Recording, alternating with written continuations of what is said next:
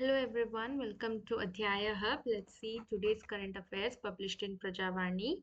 So the first is about the seventh guarantee that was announced by our Chief Minister during the Sadhana Samavesha event in Malur Taluk Kolar district. Earlier there were five guarantee schemes that was announced by our government. That was the Shakti scheme, where it was a free bus travel for women in state transport buses. Then we had Gruha Lakshmi, that is 2000 per month to women heads of households. Gruha Jyoti, free electricity up to 200 units per month. Then we have Yuva Nidhi, unemployment allowance for graduates or diploma holders. Then Anna Bhagya, free rise to BPL families. Bhu Guarantee, that is land rights. Khata digitization, property record correction. It was launched by Shiv Kumar in May 2025. Then water irrigation guarantee, the recent one, that is filling tanks or lakes for farmers, irrigation infrastructure. And government has also committed to bring the Ettinahole water to Kolar and Chikballapura by 2027, because these two places are the chronically drought prone. Next article is about ethanol. The union government told the Rajya Sabha that it is considering on using the ethanol as a cooking gas alongside its existing role as a transport fuel additive. This is being explored as an extension of India's ethanol blending success in petrol. So the background is, in 2018 there was a policy that they had brought up called as National Policy on Biofuels. So it was a framework for promoting ethanol blending in India. The According to the ethanol blended petrol program, India achieved 20% ethanol blending in 2025, 5 years ahead of the original 2030 target. Ethanol blending rose from 1.5% in 2014 to 20% in 2025. India is now exploring pure ethanol fuel stations and flex fuel vehicles. So benefits which is already realized is approximately 1.9 lakh crore in forex savings. Then more than 1 lakh crore is paid to the farmers or distilleries. It is a significant carbon dioxide emission cuts. Why extend ethanol to cooking fuel? What are the benefits is it reduces LPG import dependence, because we know there is happening Hormuz tensions and everything. Then it supports the farmers' income, because ethanol is largely sugarcane or food grain derived. So expanding its use creates more assured demand for farm produce, similar to the logic behind ethanol blended petrol. Then we can do energy diversification, because it reduces the country's exposure to global crude or LPG price shocks, and it fits India's broader Atmanirbhar Bharat program too. Now, what are the challenges? It is first one is the technical challenge, because it won't support our normal stove stove, so it would require new stove or cylinder technology. Then ethanol is more volatile in some respects, so safety standards for household use need separate regulatory approval. Then the scale, because crores of households uses cooking fuel under Ujjwala Yojana, and it is far larger and more safety sensitive than transport fuel blending. Then feedstock competition, diverting more sugarcane or food grain to ethanol raises a food versus fuel policy debate. The next article is about the FCRA. FCRA is a Foreign Contribution Regulation Act. It regulates how NGOs, associations, and individuals in India can receive and use foreign funds. It sits at the intersection of national security, civil society autonomy, and center state politics. The nodal ministry who looks after this is Ministry of Home Affairs.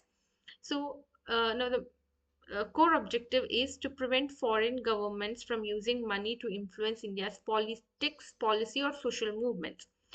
Now, the evolution of FCRA from 1976, if you see, in 1976, the original FCRA was enacted during the emergency.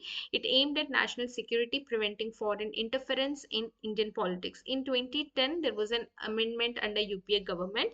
It introduced registration renewal after every 5 years. There was stricter compliance for NGOs receiving foreign funds. In 2020, there was a major amendment that subgranting to other NGOs was stopped. Then the capped admin expenses at 20%.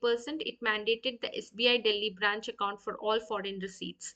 In 2026, that is a new bill. It creates a designated authority to seize or manage assets of NGOs whose license is cancelled or lapsed. So there's a stricter subgranting and investigation rules. Now, what are the laws that has been amended by governments of both parties are, you can see in 2010, uh, it was amended by Congress, in 2020 BJP, in 2026 BJP. If you see registration in 2010, it introduced 5-year renewals. In 2020, there should be renewal. Along with that, there should be Aadhaar mandatory for office bearers.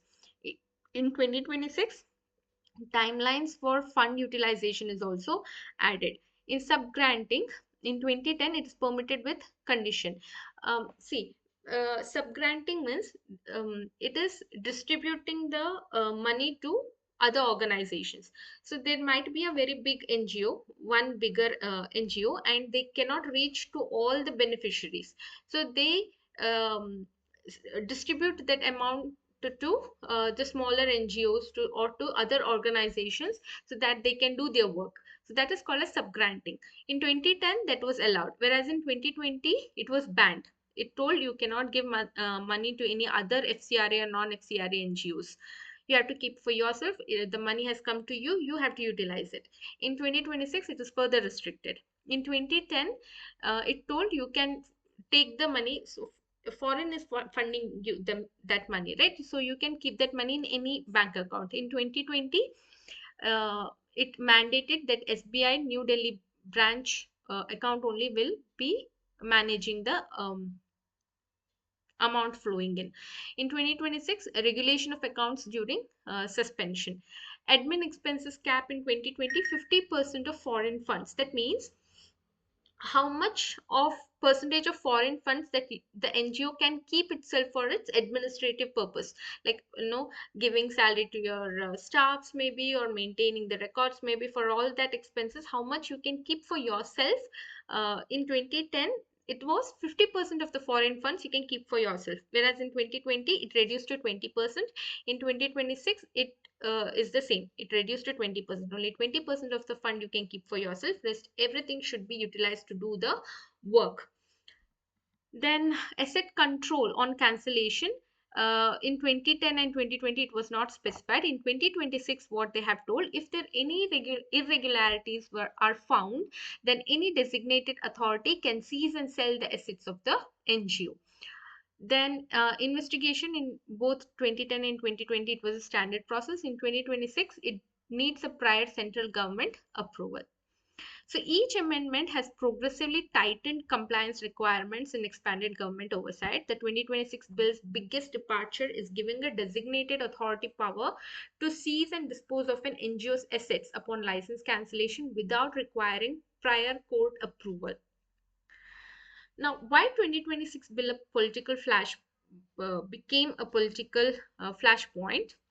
If you see, the bill was deferred in Lok Sabha on 1st April 2026 after pushback from Kerala's Christian community and opposition leaders ahead of the state's assembly elections. The Kerala Assembly passed a 111-2 resolution on 1st July 2026 urging the centre to withdraw the amendments. BJP's two MLAs were the only dissenters. BJP leaders countered that state legislatures cannot direct changes to a union law, framing the resolution itself as a federalism overreach. Then Union Minister George Kurian argued the law targets only money laundering, not religious minorities. Even critics point out the irony that Congress-led UPA government itself had cancelled nearly 4,000 NGOs FCRA registrations in the past. So, with the enforcement of the FCRA, 16,000 plus NGOs and FCRA license were cancelled, 1,827 NGOs registrations were cancelled, approximately 4,000 NGOs FCRA registrations were revoked, and approximately 3,000 of 10,000 of FCRA license applications came from religious minority linked organizations. So, yeah, this is all about today's current affairs. Thank you.